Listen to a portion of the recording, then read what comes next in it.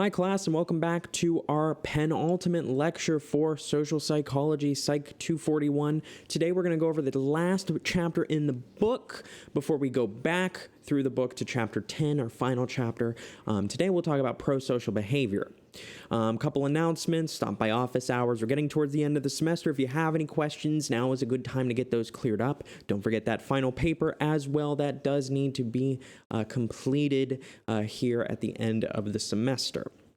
So today we're going to talk about prosocial behavior, the kind of yang to the yin of last chapter's aggression. So we spent a lot of time talking about how people can be aggressive, but let's spend a little time talking about how they can be good, right? So in the same way that we asked some questions about why we might hurt others, right? Why do we help others? When do we decide to help others? When are times we fail to help? And how can we actually increase helping behaviors? So if you had kind of a real negative feeling after last chapter regarding humanity, this might be a little bit of the cure here. So why do we help? That's a really good question. Well, let's start with our definitions here. So when we talk about helping, we first use this term pro-social behavior, right? Pro-social, right? So very social-oriented behavior, which is any action that helps another. This can be self or other-focused. And then there's also this term altruism, this desire to help another person even if it costs the helper and they don't get anything in return. Now, altruism is always other-focused. And you kind of come down to this question of like, why would we help somebody? Or is it because we're good, or is it because maybe we just care about ourselves? So, right, does true altruism really exist? I don't know. If you take it from an egoist perspective, right, any action that helps another person might be done because you want to make yourself feel good, right? So you see a homeless man on the street, it makes you uncomfortable, so you give him money so you don't feel so bad. Or there might be this idea of altruism, right? This truly pro-social and fully giving, nothing receiving version of altruism or good behavior. So the VLQ I just want to ask is, does true altruism even exist, given what we know? So go ahead and answer that, and then we will continue on the next slide. So why do we help others? Well, oftentimes we do it because it brings us rewards. We do good things and, right, we get rewarded for that. We may help others to get out of feeling bad, to get rid of these negative feelings, to get rid of this distress, right? Seeing other people suffer can make us upset. We actually know that when we see others experience pain, the same neural circuits that we use to experience pain are active. So it makes sense that we would want to get others out of a bad situation. We can also talk about empathic concern, right? We might genuinely identify with another person, feel or understand what they're going through. We might have gone through something similar, and we might want to help. This is more about truly wanting to help another person, I would say, rather than looking good or feeling better about yourself. So it can be difficult to tell them apart, right? So how do we? Well, we usually look at intentions. Are you motivated for rewards, for feeling better, or are you motivated by the desire to help another person? But let's talk about, some of the intentionality and why we might want to help. And to do so, I'm going to go through 4 questions I'm going to have you answer. All you need to do is choose A or B for, I think, the first 3, and maybe A, B, C, or D for the 4th one. And then just, for each one, give me a sentence or 2 why you chose what you did. So with that in mind, let's go ahead and look at these 4 different would you rathers. They're not very happy, I'll say that, though. The first one, imagine that you're on a boat that overturns. It contains your 5-year-old and your 1-year-old children. They're both of the same sex, so either 2 boys, 2 girls, whichever one you prefer here. The boat sinks and you can only save one of them. Who do you choose to save and why? Do you choose to save A, the 5-year-old, or B, the 1-year-old, and why do you? So go ahead and answer that, pause the video, and we'll talk about the next question. The second would you rather is exactly the same as the first, but we've changed the ages. So you're still on a boat that overturns. It contains your 40-year-old and your 20-year-old children of the same sex. The boat sinks and you can only save one. Whom do you choose to save? Imagine in this scenario that the other child will die, that your kid will die. And for some reason, if you're 60 or whatever, assuming you've got a 40-year-old child, you probably will be able, right? You will be able to save this person, and one of them will perish. So you have to make that choice, and there's no way that you can say the 20-year-old will make it to shore. So answer that one, and we'll move on to the next one. For the third question, a married couple has a new child. The grandparents are ecstatic. Who do you think will be kinder to the child? And there's some evidence behind this. Is it the mother of the mother or the mother of the father? So go ahead and answer that and tell me why you think that might be. And for our final question, you're on a vacation in the cabin in the woods with your brother, your girlfriend, your brother's girlfriend, your aunt, and your cousin. You wake up in the middle of the night to find the cabin is on fire and soon will collapse. Everyone is sleeping in separate rooms, and you only have time to warn a single person. Do you choose to warn your brother, your brother's girlfriend, your aunt, or your cousin? Assume that everyone is sleeping in a different room. So go ahead and answer that and tell me why. And those are our 4 questions for VLQ2. So go ahead and answer those, and let's talk about why we might help after this pause. Well, if you want to get down to brass tacks, one of the reasons why we help is because of kin selection, right? Kin selection is the idea that family is important. Behaviors that help a genetic relative are favored by natural selection. We're more likely to help our kin, our family. Our genes have to survive, so if it's not at least us, it might as well be our family. You may have heard of people act or talk about like kin keepers, maybe a aunt or uncle who chooses not to have children, but still is very close to the family, right? I would say this is part of kin selection, is actually possibly an altruistic act towards the family, right? This person is continuing to help raise and pass on the family legacy, even though they don't have kids. This is only one reason we might help. Another one is reciprocity, right? We don't know why we would help people who aren't our relatives. So another reason we might explain altruism, evolutionary psychologists suggest this might be the norm of reciprocity. We help others who will increase the likelihood that they will kind of help us in the future. This idea of reciprocal altruism. We help those who help us back. Right? If you are kind to me, I'm more likely to be kind to you in the future, so this might be useful. Right? If we cooperate too readily, though, however, we might end up being exploited by people who don't return the favor, and it's believed that feelings of gratitude have evolved to help regulate reciprocity, right? Somebody helps us and we feel indebted or grateful to them and are more likely to do so in the future. Regarding this tit-for-tat strategy, we typically go with a kind response first until somebody acts rude to us, and we'll talk more about that in a little bit. Another thing we can talk about is this social exchange theory, and this is more of some psychologists who are arguing against the evolutionary approach, right? We know that altruistic behavior can still be based on self-interest, though. Right? We can weigh the costs and benefits of whether or not we should help. If there are more benefits than costs, we're not going to help. Or excuse me, if there are more benefits to us than costs for helping, we're of course going to help, right? If it takes me no time or no effort to help, I'm more likely to help. But if it's going to cost a lot and maybe we can't recoup that or something, we might be less likely to help. This argues maybe that pure altruism doesn't exist, that there is still some selfish behavior in here. Right, so there was a study called the Blood on the Train study, and it's really easy to follow. So they had a Confederate collapse on a somewhat busy train, right, just kind of fall over and and fall down. Now, what's interesting about this is that all they differentiated in the two conditions was whether or not the Confederate had a trickle of blood flowing from their mouth, right, probably bit a blood pill and let it do this. So the Confederate collapses on the train. In the condition where there was blood present, about 65% of times they were helped. No blood condition, 95% of times. Possible reasoning behind this is because if we see somebody be hurt and we see that there's not really a negative for this, we're going to help them, right? This person may have just collapsed because they fell over, weren't feeling good. But if we see blood, all of a sudden we start thinking, what if they're sick? What if I get sick? I don't necessarily want to get sick. And maybe you're less likely to help. It's a possibility, and that's what this study was trying to talk about. But something else we can talk about here, right? Who would you rather help? Would you rather help your brother who steals from you, your roommate who never returns a favor, your friend who tends to be oblivious to what's going on, or your colleague who is likely to help you in the future?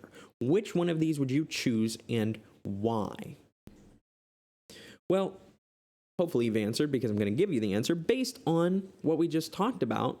This is our social exchange theory. This is going to be our colleague who is likely to help us in the future, and this makes a lot of sense. Even though our brother is our kin, it seems like they're not doing very well. Right, they're actively hurting us and not keeping up their end of the bargain. A roommate who never returns the favor, right? Maybe you're being exploited when you are asked to do a favor. A friend who tends to be oblivious to what's going on. They don't seem like somebody who might be readily available to help, but a colleague who is likely to help you in the future.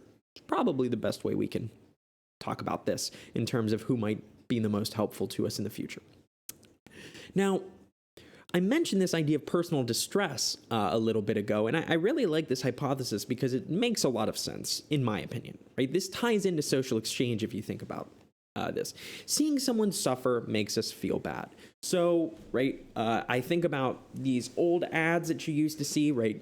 Donate $0.25 a month and save a child's life, or the Sarah McLachlan commercials for dogs and cats, the homeless animals. Oh, that's terrible, right? And what those ads try to do is, right, they create this negative emotion in us, like, oh, I feel bad that I'm sitting at home in air conditioning while these animals or people are not doing well.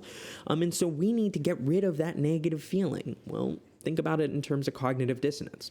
One thing we might do is flip the channel. Say, absolutely not, I'm not watching this. Another thing we might do, though, is donate to charity. And so this might help us relieve our distress and make us feel a little better. But what about helping because we're nice people who are compassionate, right, to the feelings of others? I think about, right, this Navy SEAL who literally jumped on a grenade to save his buddies. I think of Oskar Schindler, right, who saved many, many Jews during World War II. I think of another man during World War II. Pardon me, my pronunciation may not be correct. Sempo Sugihara. He was a Japanese diplomat in Lithuania during World War II, and he helped save over 3,000 Lithuanian Jews and get 6,000 visas during the Holocaust at the cost of his career and his reputation. He said, quote, "I cannot allow these people to die. People who have come to me for help with death staring them in the eyes. Whatever punishment may be imposed on me, I should follow my conscience." Right? That is an incredibly powerful thing, right? I don't know if all of us would follow the same, right, thinkings here. Sometimes we help even at great personal cost, right? Why? And to build on that, my question for you is, think about a time that you've helped somebody with extreme distress, but had nothing to gain. Why? Why do you choose to help? Let's go ahead and take a minute to answer that, and we will continue on after you pause the video and answer that. So another reason we might help is this empathic concern, right? Identifying with another person, right? Being able to relatively feel and understand what that person is experiencing, maybe not exactly. And this is accompanied by the intention to help a person in need. So if you see somebody going, "Oh, my stomach," and you walk over to them and say, "Here, let me help you sit down," right? That is probably due to some empathic concern. Yeah, I've had a stomach bug before. It really sucks. And this goes into this idea of an empathy altruism hypothesis. When people feel the need, when people feel empathy, they feel the need to help, usually for altruistic reasons, the hypothesis goes, regardless of personal costs. Now, I think there's some extremes of this, right? Probably you are not going to jump in front of a train for just some random stranger. You might, and this comes down to whether true altruism exists. That's another question. But, right, what if there's no empathy, right? Why would we help if there's no empathy? Well, could be social exchange, right? Given the fact that we might just be looking for rewards from others. So one study looking at this idea of self-interest versus empathy, asked students to help another psychology student. And so to influence empathy, or to talk about different variables in empathy, apologize, my back hurts, what they had people do was either be objective as they listened to this story, versus take a target's perspective. And what they were doing was evaluating pilot programs for the university's radio station. So they gave them a good cover story in order to tell these stories. And half of the students were asked to just be objective as possible. The other half were told to adopt the target's perspective. Imagine you were this person. And everybody heard about the case of a girl named Carol Mercy. Funny that they named her Mercy. She broke her leg in a bad car accident, and it was hard to keep up with school and work because she's in a wheelchair. So she's worried about her intro to psych course, and she's kind of afraid that she might have to drop it if she can't get a student to help her catch up.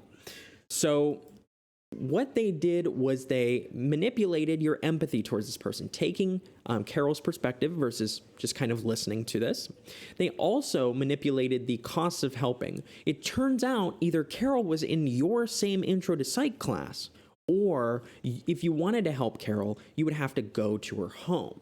So there's a much bigger cost to helping Carol if you have to go out of your way, take notes, deliver them to her home or whatever it might be, versus just take notes in class and hand them off to her as she goes. Our dependent variable was our agreement to help. So how likely are you to actually help? So what do we see here? Well, in the high empathy condition, so you take on Carol's perspective, really no differences. About 75% of people will choose to help. Good on you, everybody. Now, in the low empathy condition, we see some movement. When you're not being empathetic towards Carol and you see her in class, you're likely to help because it's not very costing. But if you're low in empathy and you don't see Carol in class, it sounds like it's an out of sight, out of mind problem. It's not really your problem, right? That sounds like an issue she needs to solve. As mean as that sounds, but that's typically what people think. So I would argue this is a great example of the empathy altruism hypothesis, specifically because, what you see here is that when empathy is there, it doesn't matter what kind of obstacles you have to overcome, you're still going to be kind to Carol.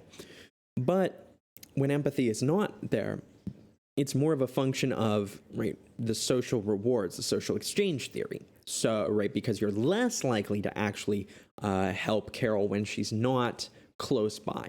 So, we might observe somebody who needs some help, If we feel empathy for this person, we are going to help them, no matter what. If we don't feel empathy for this person, we kind of look around to see if there's other people, We only help if it's in our self-interest to do so. And, if the rewards outweigh the costs. So, why do we help others? Well, for a lot of different reasons, some of which are better than others. But generally, it seems that humans have this need to create a social network and to try to find people to help them without incurring huge personal costs. Because, of course, if we were jumping in front of buses for every single person, we probably wouldn't get as far as a society. But those are some of the reasons why we help. But when do we help, So this idea of cooperation. Sometimes we help, but sometimes we don't. How astute. Why might we not always help? Well, with this, I want you to imagine that you and another random person commit a crime and are arrested. Now, you don't know each other really well. So just say it's another student in this class. Say that I catch you sneaking into my office and stealing a copy of the exam. And I take you both into two separate rooms and I make you play this game. Now, I'm going to use this game in terms of talking to the cops, but I think the same example I'm kind of giving with two students also works. You just have to change the numbers because you're not going to jail. But the idea would be that if you broke the law, and if neither of you talked to the cops wouldn't be able to tell where all the hidden goods were if you, say, stole something, but they'd be able to arrest you for breaking and entering. So if neither of you talk to the cops, they have no evidence beyond your basic crimes. You'll both serve a short sentence of a year. However, if one of you talks, that person's going to go free. And the other person is going to go to jail for a lot longer. So you might be thinking, well, then why don't I talk? Well, because if you both talk, we have enough evidence against each other, right? So my evidence against you is as valid as your evidence is against me. So if we both talk, you'll have evidence against one another and get a longer sentence, but not quite as long because you did end up helping. So you need to make a decision, and you can't talk to your partner. You don't know what your partner's going to say. You have been put into a separate room and you have no communication. So you make a decision. Do you want to A, stay silent, or B, talk to the cops? So go ahead and choose what you would do in this situation, and preferably tell me why. So go ahead and do that, and I will pause the video. So what we talked about here is an example of the prisoner's dilemma. So here's another version of the prisoner's dilemma, right? So say you are person A, you decide to stay silent, and person B, your quote-unquote friend, decides to stay silent as well. You're both going to serve a year. If A betrays B, A goes free, right? You go free, and B serves 3 years. If you get betrayed, you serve 3 years, and the other person gets nothing. If you both betray each other, this is bad. So in terms of cooperation, right, this idea is very interesting to me. This is a lot of what I studied back in undergrad. Right, so imagine you're in a psych experiment with a cubicle with another participant by, and you'll never choose to meet, or you'll never get to meet them. You'll never know who they are. Similar question for you. Right, do you choose to cooperate or defect based on the points or, dollar amounts you get here? So do you choose to cooperate or defect? Right, so do you choose to, right, maybe defect and get either $8 or $2 if you're this person? I guess you're this person. So either get right, $5. I always mess this up. If you choose to defect, you can either get $8 if they cooperate or $2 if they defect. If you choose to cooperate, you can get either $5 if they cooperate or nothing if they defect. So what do you choose to do? So as we mentioned, this is known as the prisoner's dilemma. And a good question we can ask is, what determines if we choose to cooperate or defect in these situations? Because there's some good reasons to cooperate. There's some good reasons to defect. Well, one determinant of our cooperation is our reputation. Whatever our reputation is, gives others an idea of how we'll respond. So this semester, I will admit, I've been very kind about late assignments being turned in. It's Corona, it's terrible. But point being with that is I probably have a reputation of cooperation. Whereas if you remember Lucy from the Peanuts, she was not a cooperator. Every time she would say that she was going to hold the ball there for Charlie Brown, but she would pull it away. Her reputation was not very cooperative. We know that cooperators beget cooperation and defectors beget defection. So if you're really flaky, why would I trust you? This makes sense. There's also this idea of construal. We talked about this a little bit back in chapter 3 or 4 or 5, one of those chapters. But the idea here is actually this is almost a cultural effect. How we perceive the situation influences how we'll respond. One study looked at this in 2 different versions. Same exact game, but you called it either the Wall Street game or the community game. And what do you know? By calling it the Wall Street game, people were a lot more likely to defect or focus on this money aspect of this game. When it was a community game, people were a lot more likely to cooperate, right? Community, that idea usually begets cooperation. And not only that, we know that interdependent cultures, unsurprisingly, are more likely to cooperate in general than independent cultures. So what's the best strategy for this game? Well, this is where we come back to tit for tat. Tit for tat strategy is pretty easy to understand. A strategy in which your first move or a player's first move is cooperative. You kind of stick your hand out and say, why don't we play fair and shake? Thereafter, you mimic whatever the other person did last. So say you say, I want to cooperate. And they say, I'm going to defect. Next round, you go, okay. Usually this is done in a multiple round scenario. The next round you say, okay, well, you defected last round, so I'm going to defect. And then if they cooperated that second round that you chose to defect, you're going to cooperate the next round. right? So you will act cooperatively when your opponent cooperates. You will punish your opponent when they defect, but it's always starting off cooperatively. So tit for tat. If you take one thing from me, I'll take one thing from you. This kind of going back and forth between each other.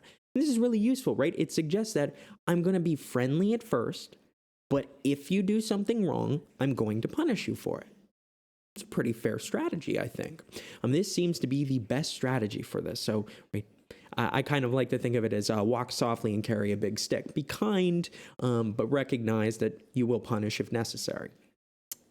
So that's something important to understand. But moving on to why do we fail to help, right? And the question is, why do we fail to help others? Why do we choose not to help? What are some of the reasons we choose not to help others, or some of the reasons we just don't help others? Maybe it's not choosing. So why do we fail to help? Go ahead and answer that here, and we'll continue on. So one of the reasons we might fail to help is due to the bystander effect. So many of you have heard of the bystander effect. We should be pretty familiar with it. I will show a video during class of the bystander effect, but this is a similar study to something we talked about in stereotyping, prejudice, and discrimination, the cubicle study, right? So participants sat in cubicles and spoke through the intercom, either talking to one other person, 2 other people, or 5 other people. And a Confederate pretends to have a seizure. So what happens? How likely are you to help? Well, if you are on a one-on-one, I'm sorry, you can't really see this bar down here. I did not choose my colors right, but it's only at 30%, a little over. What we see is that in the one-on-one condition, 85% of people helped within the first 60 seconds. Within 2.5 minutes, 100% did help. With 3 people there, right, so you, another person, and the person having a seizure, 62% of people helped, the participant that is, within 60 seconds. After 6 minutes, only 80% of people ended up helping, right? So recognizing that when it was a one-on-one situation, we were better at helping. And then lastly, in the 6-person condition, so 4 other Confederates who are not having a seizure, a 5th Confederate having a seizure, and you, only 31% of the participants helped. It went up to 62% after 6 minutes, but again. So the conclusion of this is that the more people who witness a person in trouble, the lower the probability that any one of them is going to help. Think about normative social influence, right? We often don't go out of our way to help anybody because of this, but this is, right, the bystander effect, and there has been a lot of stuff that goes into the bystander intervention, right? Helping people, right, observe an emergency and intervene and help the victim. So how do we get people out of this bystander effect? Well, we can use a 5-stage model of the bystander effect. So why is it that we're less likely to help? Well, we use more or less these 5 stages to determine whether or not we are going to intervene. Now, notice at each stage, minus the 5th stage, which is helping, we are going to have some obstacles that might cause us to not help.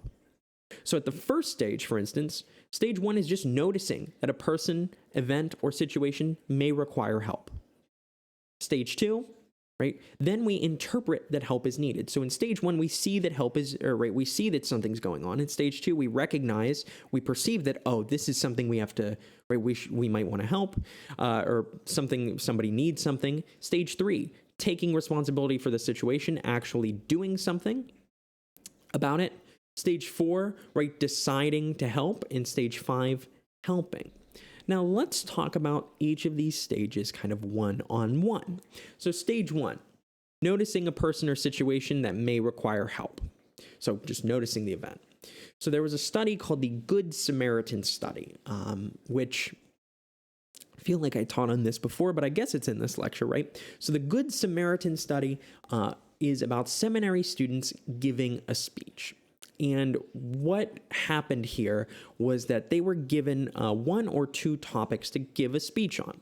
The Good Samaritan, or which is a parable from the Bible, or a Jobs for Seminary Students speech.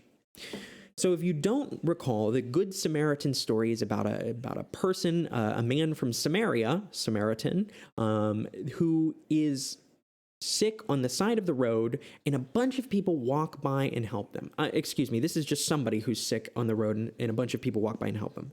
But eventually, a man from Samaria, this good Samaritan, stops and says, "Sir, you look hurt. Can I help you?" And eventually helps this person rest, takes time out of their day to not be a bystander. And what they asked these individuals to do was give a speech in another building. And it was either late, it was late and they had to hurry, or there was no rush. So basically, you've got one of two types of speeches you have to give, of which you've been kind of prepping for. And then I tell you, shoot, this is actually in another building. You're going to have to go down the street, make a left. They're waiting for you already, so make it pretty quick. You don't really have time to dilly-dally. And when they are moving, if they're in that rush, if they're not in that rush, they say, "Hey, there's a meeting in a little bit that you're going to have to give this presentation to, so you're going to go right down and to the left. It's going to be in 30 minutes, so you've got a little time, but we'll see you there." Those are the two differences here. Now, we've got a Confederate lying on the ground sick in the pathway right here. So who is going to help? Well, one thing that's interesting is that how much of a hurry you were in really did affect how likely you were to help. So if you were not in a hurry, you were more likely to help, you had more time, right? You noticed the event, you spent more time working on it. However, reading about the Good Samaritan didn't have any effect. Reading about somebody not being a bystander didn't have any effect. Only timing, whether this hurry versus not, mattered. So with this in mind, right, we can also think of another thing. This is not very happy, but James Bulger, who was 2, was dragged kicking and screaming by 2 10-year-old boys from a shopping mall in the UK to a railroad track where he was beaten to death. 38 people saw the kids do this, but nobody did anything. One witness said they thought the boys were older brothers taking the little one home. So, right, why don't we notice? We're often distracted. We're often too busy. We might be in a hurry. We might not be paying attention, right? I live near a playground, and I hear kids all the time yelling, "Help, help," but it's never necessarily like they're upset or getting hurt. It's more kids playing, right? Maybe dad's got them and is tickling them, and they're yelling help rather than help, I'm actually being kidnapped. So maybe for me, I might become complacent to that, not recognize this, but for other people, right, distractions, being too busy, this might cause problems. Now, let's assume we don't get distracted. So we've skipped those obstacles. Now we have to interpret that help is needed. So there's a good study about this that really tells how different an argument can look and maybe change whether or not somebody needs help. So in the argument study, what they had was participants basically witnessed a staged, quote unquote, violent fight between a man and a woman.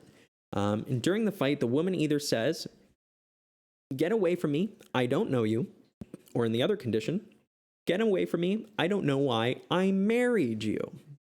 Who helps more, do you think? Well, people in the stranger condition, right? "Get away from me, I don't know you." This is really interesting because we assume that in the first kind of version of this, "Get away from me, I don't know you," this person is definitely there to harm them, but it's interesting that "Get away from me, I don't know why I married you" makes us feel like they're less harmful, because that doesn't necessarily mean they wouldn't hurt the other person. But maybe it's less likely that this person does need help. We want to stay out of people's way, so we're not going to get involved. There's also this idea of a pluralistic ignorance, right? So people think that everyone else is interpreting a situation a certain way, and in fact, they're probably not. This goes back to informational social influence. We kind of look around to see what other people think, right? So I like this. These are all the students in these thought bubbles thinking the exact same thing, but nobody is saying anything, right? Everybody thinks that this professor is going on and she's lost everyone about 15 minutes ago, but everyone thinks that they're the only one who is out of it, right? So nobody's going to raise their hand and ask the question they need, which, right, that's not great. This is why when I ask questions and don't hear anybody say anything, I'm curious if it's because people are afraid to sound stupid. But that's not what usually happens. It usually happens that one person asks questions and then everybody will be glad to ask their own questions. So please ask questions, please. With pluralistic ignorance, this is often why we see things like people not helping somebody who's fallen, possibly sick. This is a clip from a video we'll watch during class. But we have to interpret that help is needed. But if we don't interpret that help is needed, we're not going to help. So after we've seen and recognized that somebody needs help, we've interpreted that that person actually needs help, we now have to take responsibility for this. And one awesome study is this idea of the smoke-filled room study, which I can't show you, but we'll watch in class. Basically, what they did was they had people come in and start filling out some surveys, a stack of questionnaires, either alone or with two Confederates. There was also a condition where they were alone with two real participants as well, but I'm just going to talk about this alone or two Confederates condition. So when do people report the smoke? Excuse me, I should also finish this. So there's alone or two Confederates, and all of a sudden, smoke begins to fill the room from underneath the door. Just all of a sudden, they put a smoke machine on it, like near the edge of the door, and smoke just starts kind of billowing in. You can see how smoky it is in this room, in this picture. What I find so funny about this is people kind of look around, like, what am I supposed to do? But, when do they end up reporting the smoke? Well, what we see is that about 75% of people will report the smoke when alone. When it's two real participants, 38% leave and report the smoke, possibly due to pluralistic ignorance. When there's two calm Confederates, though, 10% leave the room to report the smoke, probably because participants around others, especially calm others, construed the smoke as not really a threatening thing because, well, nobody else seems to be freaking out. So that's not good, right? If there was a fire on the other side of this door, this would not be good for us all to sit here and just kind of be like, well, there's smoke and it's what it is. So this is suggesting, that there might be some real problems about recognizing when we need to take responsibility for helping, even ourselves in this case. And part of the reasons we don't do this is this idea of diffusion of responsibility. Each bystander feels like somebody else can do this. It's not necessarily my fault or my problem, It's not my responsibility to help you. But imagine that you are that person, laying there having a seizure in this, what was this, I can't even think of what you call them, the study where they talk to each other over these call boxes. Why would we risk the cost of helping another person, if there are other people who can help, and especially if we can't tell if others have done anything. This diffusion of responsibility is an incredibly powerful force that allows people to just kind of sit there and not say anything. Additionally, this might be the reason that some people choose not to talk during class. So now that we have done our first three steps, we now feel that we're responsible to help. We have to decide how to help. Well, I may be a doctor, but I'm not that kind of doctor. So if somebody gets hurt, I really don't know what I should do. And so this becomes a problem. How are we going to decide how to help? Well, with the latter study, a study done by Kramer and colleagues, what they had people do was come in to perform it was like a drawing task or just some kind of random task alone or with two Confederates. And interestingly, they only recruited nurses for half of the study versus students for the other half. And what they did was while doing this task, these either nurses or students, along with the Confederates or alone, heard a man who they had seen working on a ladder in the next room fall off their ladder, They heard this kind of ladder, this person fall off the ladder and usually, oh man, I'm hurting, or probably a little bit more, in a way that's better than that. That was not my best acting, that's for sure. But what we see is that, first of all, unsurprisingly, people do better when they are alone. They're more likely to help. Reason being, they don't have this diffusion of responsibility. But nurses are more likely to help when it comes to the bystander effect, when there is a bystander. Why? Well, think about it. Nurses have the knowledge of how to help usually. They're much better in terms of like knowing first aid and things like this. So if you do know how to help, it's probably easier for you to jump in and try to help, which makes a lot of sense. So why do we fail to help? Well, we might be distracted. We might have pluralistic ignorance. We all are thinking the same thing, right? We might diffuse responsibility. We might feel incompetent and not know how to help. And, right, what we can do here is, right, notice the event. We can check if it's an emergency, regardless of what other people say. We can take responsibility and say, well, nobody is taking responsibility. I should take responsibility. We can talk about feelings of incompetence, right, where even if we don't know what to do, we can start calling to people who might know how to help. Right? Does this only matter in emergencies or other helping situations? I would say this matters in a lot of different things, right? There's maybe other reasons why we wouldn't help, but typically we think about this in emergencies, but I think this is generally a good reason to know why we help overall. And with that in mind, I got a couple slides on how we can increase helping. Well, one, know the barriers to the bystander intervention. Right, so how do we get people to not be bystanders? Well, in another study talking about a bystander effect, right, not the Good Samaritan study, they had individuals listen to a bystander lecture or a lecture on an unrelated topic. And I think it was 2 weeks later, or this was a sociology study that either happened immediately after this or 2 weeks later. And what they did was, I think they had to go between buildings or something. I'm not totally remembering this correctly, but more or less what happened was they saw a student lying on the ground who and another person nearby, a calm Confederate, who isn't doing anything. And so they either encountered this situation immediately after the lecture or 2 weeks after the lecture. So what happens here? Well, immediately after the lecture, the bystander intervention training, right, by listening to a speech on bystander effects, really does work. You see people more likely to help the other person than in this unrelated topic. But how long does this last?